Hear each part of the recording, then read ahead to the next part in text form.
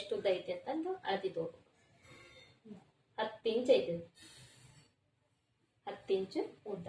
ಇವಾಗ ನಾವಿಲ್ಲಿ ಈ ಶೋಲ್ಡರ್ ಐತಲ್ಲ, ಭುಜದ ಶೋಲ್ಡರ್ ಬಿಟ್ಟವಲ್ಲ, ಅಲ್ಲಿಂದ 10 ಇಂಚು ಕೆಳಗಡೆ. 10 ಇಂಚ್ ಅಂದ್ರೆ 10.5 ಇಂಚ್ ನಾವು ತಗೋಬೇಕು. ಯಾಕಂದ್ರೆ ನಾವು ಇದರಲ್ಲಿ ನಾವು ಶೋಲ್ಡರ್ದು ಹಿಡ್ದಿಲ್ಲಲ್ಲ ಅಳತಿ, ಇಲ್ಲಿ ನಮ್ಗೆ ಶೋಲ್ಡರ್ ಮಡ್ಚಾಕ್ ಬೇಕಲ್ಲ ಅರ್ಧ ಇಂಚು, ಅದನ್ನ ಸೇರಿ 10.5 ಇಂಚ್. 10.5 ಇಂಚ್ ಆದ್ಮೇಲೆ ಈ ಕಡೆ ನೋಡ್ಕೋಬೇಕು. ಮತ್ತೆ ಈ ಟಕ್ಸ್ ಐತಲ್ಲ,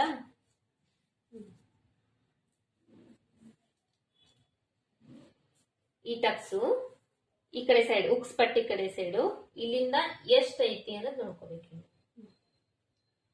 3 inch ಬರಕೊಂಡೈತಿ, 3.25 inch ಬರಕೊಂಡೈತಿ.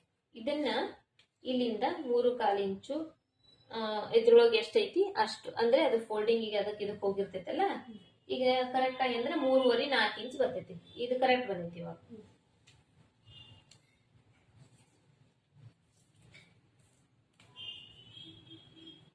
ಇದಕ್ಕೊಂದ್ mark.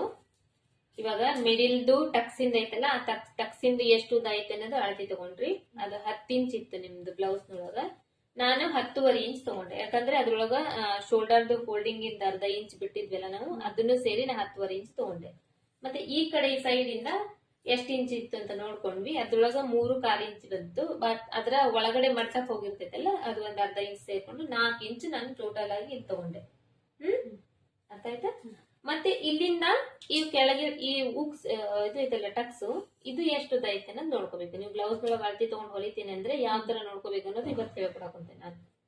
Next time ಅಳತಿ ಅಪ್ಪರ್ ಚೆಸ್ಟ್ ಮೆಜರ್ಮೆಂಟ್ ಮೇಲೆನೆ ಹೆಂಗ್ ಹೊಲಿಬೇಕು ಅನ್ನೋದು ಹೇಳೋಣ. ಇದು 2 ಇಂಚ್ ಐತಿ. ಇಲ್ಲಿಂದ